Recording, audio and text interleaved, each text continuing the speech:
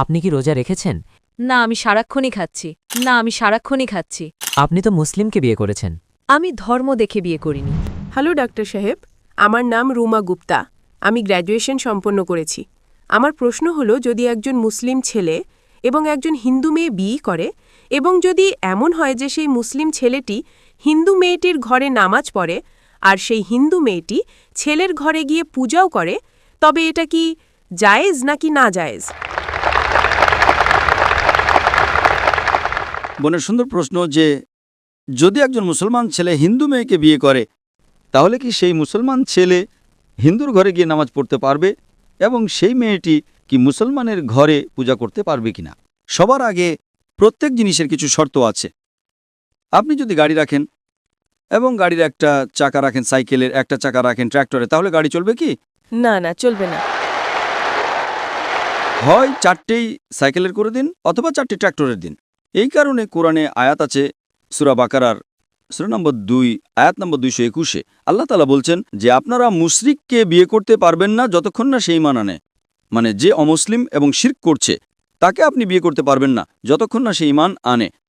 এবং একজন ঈমান আনা নারী, একজন মুমিন নারী দেখতে যতই কুৎসিত হোক না কেন, সে একজন মুশরিক নারীর চেয়ে উত্তম। আর সামনে আয়াত বলছে যে মেয়েরা মুশরিক ছেলেকে বিয়ে করতে পারবে না যতক্ষণ না সে ঈমান আনে। একজন মুমিন ব্যক্তি দেখতে যতই কুৎসিত হোক না কেন, সে তার চেয়ে উত্তম যে শিরক করে। এর কারণ হলো ইসলামে লেখা আছে যে যদি আপনি খোদা ছাড়া অন্য কাউকে পূজা করেন, অন্য কারো ইবাদত করেন, এটা সবচেয়ে বড় পাপ। এবং আল্লাহ তাআলা বলছেন সূরা নিসাতে সূরা নম্বর 4 আয়াত নম্বর 48 এবং সূরা নিসা সূরা নম্বর 4 আয়াত নম্বর 116-তে যে আল্লাহ সুবহানাহু ওয়া তাআলা যদি চান তবে যে কোনো পাপ ক্ষমা করতে পারেন, কিন্তু শিরক কখনো ক্ষমা করবেন না। যদি একজন মানুষ মুশরিক অবস্থায় মারা যায় তবে আল্লাহ সুবহানাহু ওয়া তাআলা কখনোই তাকে ক্ষমা করতে পারেন না। কারণ মুশরিক সেই ব্যক্তি যে শিরক করে, এবং এটা সবচেয়ে বড় পাপ। কারণ আমাদের স্রষ্টা, আমাদের মালিক, আমাদের ঈশ্বর, আমাদের খোদা, আমাদের ভগবান, যদি আমরা তাকে গালি দিই, এটা সবচেয়ে বড় পাপ। যিনি এই দুনিয়ায় আমাদের এই সব কিছু দিয়েছেন, যদি আমরা তাকে গালি দিই, তিনি ছাড়া অন্য কারো ইবাদত করি, এটা শিরক হলো।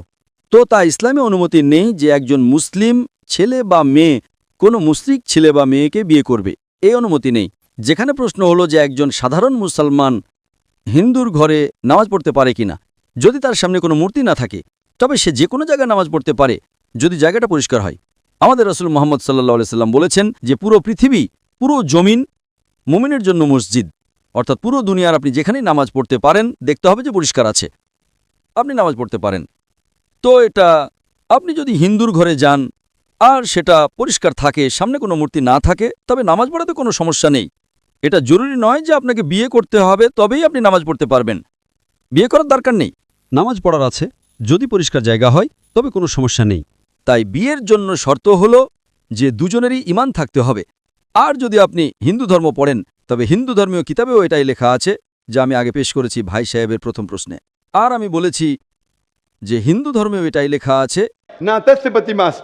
সেই ঈশ্বরের, সেই ভগবানের, সেই খোদার কোনো প্রতিচ্ছবি নেই, কোনো মূর্তি নেই, কোনো ফটোগ্রাফ নেই, কোনো পেন্টিং নেই, কোনো পোর্ট্রেট নেই, কোনো আইডল নেই, কোনো স্ট্যাচু নেই।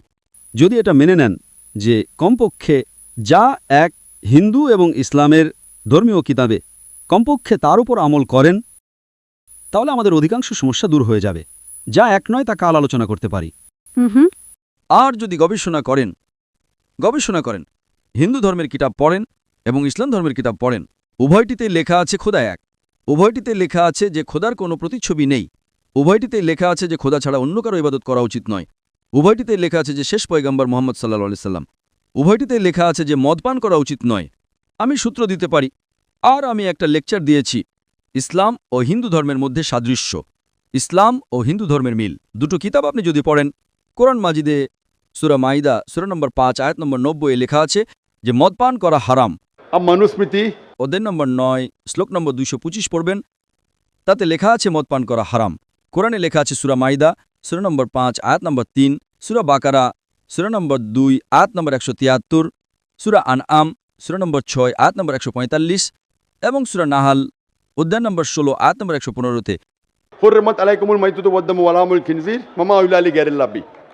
যে আপনাদের জন্য হারাম মৃত মাংস, রক্ত, শূকরের মাংস এবং সেই খাবার যার উপর আল্লাহ ছাড়া অন্য কারো নাম নেওয়া হয়েছে। আপনি হিন্দু ধর্মীয় কিতাব পড়বেন, তাতেও লেখা আছে যে শূকরের মাংস খাওয়া হারাম। যদি আপনি গবেষণা করেন, অনেক সাদৃশ্য আছে। ইসলাম ধর্মীয় কিতাবে লেখা আছে, কোরআনে সূরা নূরে সূরা নম্বর 24 আয়াত নম্বর 30 এবং 31-এর মধ্যে হিজাব সম্পর্কে। আর নারীকে আলহামদুলিল্লাহ হিজাবে থাকা উচিত, মাথা থেকে ঢাকা থাকা উচিত তার শরীর, শুধু যা দেখা যেতে পারে তা হল মুখমণ্ডল এবং হাতের তালু পর্যন্ত। আপনি যদি হিন্দু ধর্মের কিতাব পড়েন, ঋগ্বেদ বুক নম্বর 8-এ লেখা আছে এবং ঋগ্বেদ বুক নম্বর 10-এও লেখা আছে যে নারীকে নিজের মাথার আঁচল মুখের উপর ফেলা উচিত। ঋগ্বেদও লেখা আছে যে যখন পুরুষকে দেখবে তখন দৃষ্টি নিচু করা উচিত। এটা কুরআন মজিদে লেখা আছে সূরা নূর সূরা নম্বর 24 আয়াত নম্বর 30 এবং 31-এ যে যখনই কোনো নারী পুরুষকে দেখে যে তার স্বামী বা নিকটাত্মীয় নয়, এবং যখনই কোনো পুরুষ কোনো নারীকে দেখে আর নিকটাত্মীয় নয়, তখন তাকে দৃষ্টি নিচু করা উচিত। তো এভাবে আপনারা গবেষণা করবেন, যে সাদৃশ্যগুলো আছে তার উপর তো আমল করুন। তো হিন্দু এবং ইসলাম ধর্মের সাদৃশ্য আছে, যা ধর্মীয় কিতাবে লেখা আছে, কিন্তু আফসোসের বিষয় হল যে ধর্মের ঠিকাদাররা এই জিনিসের উল্লেখই করে না। কেন? এই জন্যই আমি সূত্র দিই।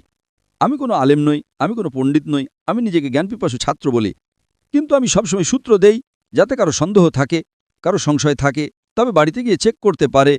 অথবা ইন্টারনেটে যান, আপনি টাইপ করুন, বেদও ইন্টারনেট ওপর আছে, কোরআনও ইন্টারনেট ওপর আছে, টাইপ করুন, রেফারেন্স টাইপ করুন, আপনি সূত্র পেয়ে যাবেন। তো তাই গাড়ি চলার জন্য দুজনেরই নিয়মকানুন যেটা হওয়া উচিত সেটাই হওয়া উচিত। এজন্য দুজন মানুষই মুমিন হওয়া জরুরি। Hope that answers the question.